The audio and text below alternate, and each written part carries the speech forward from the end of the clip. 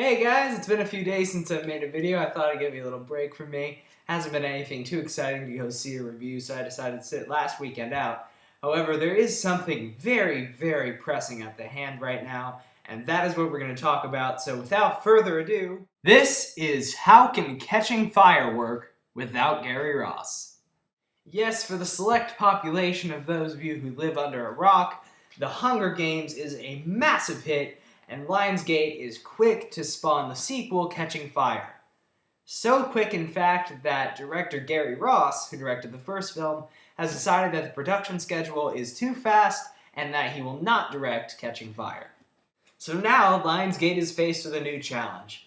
Find another competent filmmaker to direct the film in a very short amount of time, and turn what I believe to be one of the most mediocre sequels of all time into a presentable motion picture.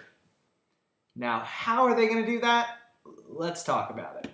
First of all, let me just start out by saying I'm not big on how quickly they're getting this movie together.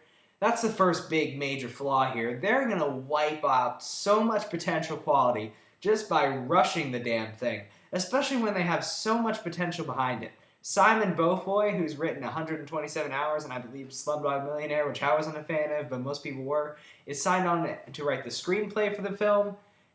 But the problem is that they're just rushing it. They're rushing it into a summer production, which means that by the time they eventually do get another director on this thing, they're going to have maybe a few months to prep, and then it's going to be go, go, go. And for a story that needs a hell of a lot of work, that's not going to be very good, and it may result in a very disappointing sequel for Hunger Games fans. But that's not the most pressing issue. There's two main issues when it comes to Catching Fire. First, there's how we make this very story presentable, and also, who could guide this ship? Who's going to take this over and try to make it better than the first one? Let's talk about taking it over first. Now, in terms of directors, I kind of have the same picks as everybody, but my main pick, without a doubt in my mind, would be Kathryn Bigelow. If you don't know who that is the girl who directed The Hurt Locker and Point Break. Exceptional action director, but the main thing is not only is she a kick-ass actor-director, but she's a female. And The Hunger Games is centralized at the female hero, and I feel like if you have a feminine yet badass hand behind it, it'll just have a much better feel to it in a way. However, Kathryn Bigelow, zero chance she's directing because she's currently working on a film called Kill Bin Laden, which is going to be about exactly what it sounds like. Other potential choices, Alfonso Cuarón I think would do a good job, not because of Harry Potter and the Prisoner of Azkaban, which I like, but that doesn't really reflect. I want him because of Children of Men, which is a great post-apocalyptic film. And unlike Gary Ross, this guy is actually a master of holding the camera steady. And that's something I really want from the director of Catching Fire, is someone who's going to shoot this in a different way. Gary Ross, while doing a great job with the actors and the general themes of Hunger Games, really kind of lost it with the whole camera work and let's shake the camera around every 2 seconds. For this next movie, the guys in the arena are the experience tributes, which means they're not kids anymore, which means you don't have to shake the damn thing around to get a PG-13 rating. So I want someone like Cuarón, who knows how to really film and dwell on action scenes, even in one shot. If you've ever seen Children of Men, there's an action scene that's entirely one shot that's incredible. And I feel like if someone brought that type of sensibility to the Hunger Games, it would be a much better visual and visceral experience. At the same time, I don't want them to leave behind everything Ross did. I thought Gary Ross brought some great gravitas to something that could have been really over the top if done wrong. And that's what I'm going to miss from him, is just his very real, grounded gravity feeling that he brings to these films. And I'm just not sure who's going to be able to bring that same kind of levity to it that Gary Ross brought. But the most pressing issue about Catching Fire is the actual story. Not only is this going to be a rushed screenplay, it's going to be a rushed screenplay of a story that was already rushed. Catching Fire is just such a repetitive retread of the first one. Essentially what it's about, without giving anything away, is that Katniss and Peeta are thrown once again into the Hunger Games because of this thing called the Quarter Quell. So it's the 75th Hunger Games, And what it is they throw all the past winners, or at least two of the winners from each district of the Hunger Games, back into the arena for one last match.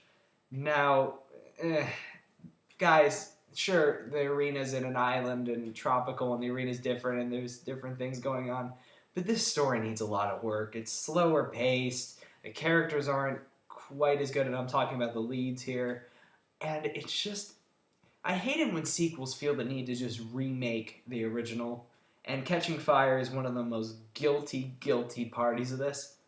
The way that you make Catching Fire good, if it's even possible, is that you dwell on the characters that are in the arena with Katniss and Peeta. Now, in the first book, the tributes are kind of bland. You have Cato, who's like, I'm the big badass who's going to kill everybody. And you have Rue, who's just like the kind of quiet, scared little girl, and then everyone else just kind of blends in. In Catching Fire, you've got a bunch of colorful characters, and I'm not going to be able to remember all their names, I don't think, but we got Finnick, we got BT, we got Joanna Mason, we got all these nice, kind of more colorful, fleshed out characters. And what Catching Fire really needs to do is emphasize them, and not the fact that we're going back to the games again. If we make these characters really colorful and really give them all personalities, then maybe it'll feel different enough from the first movie with the different arenas and all that to make the story feel a little bit more organic. And also just make sure that Jennifer Lawrence and Josh Hutcherson are as on top of it as they were in the first one. It's not unsavable, it's going to be difficult. And they're going to have to cast really great actors, which I'm not sure they're going to be able to do in the very hectic time frame this movie's got going. But if they can, they can. And that's really all I have to say is that you really have to emphasize those characters, or else this movie's going to suck. Plain and simple. So overall, guys, I would have really preferred if Gary Ross had come back to do Catching Fire, but, you know, if they hire a good director, that's good. They just really have to work on this script, which they're not going to have much time to do, so I wouldn't get my hopes up terribly for Catching Fire, which is disappointing for me to say, because I loved the first movie, but I don't know, guys. So that's all about that. Those are my thoughts on Catching Fire, but really fast, I just wanted to talk about something. I'm going to start taking requested reviews again. So if you guys want to throw your requests or messages or comments and all that stuff, comment on whatever video you want with a requested review. I'll put it on the waiting list and review it for you, because I want my reviews to be about you guys, the subscribers. But until one of those requests come in, or my review of either Lockout or Cabin in the Woods, that is all for today. I'm Movie Kid Mike, making sure your time is worth your money.